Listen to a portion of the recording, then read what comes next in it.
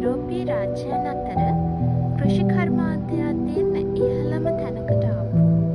හැබැයි භූමිය තුල පස් පොඩ්ඩක්වත් නැති මුහුදු මට්ටමට වඩා පහළින් පිහිටලා තිබිලත් ජර්මනියෙන් ගෙනාපු පස් කඳු වලින් කෘෂි කර්මාන්තය දියුණු කරපු හරිම සුන්දර ස්වභාවික පරිසරයේ සුන්දරත්වය ඒ විදිහටම රැකිලා තියෙන රාජ්‍යයක් තමයි නෙදර්ලන්තය කියලා කියන්නේ.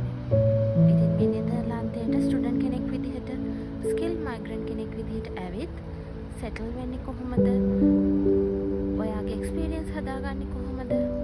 ඒ වගේම TR එක අරගෙන PR පාත් එක හදාගන්නේ කොහොමද කියන දේවල් මට ලැබිච්ච අත්දැකීම් එක ඔයාලත් එක්ක ෂෙයා කරගන්න සූදානම්.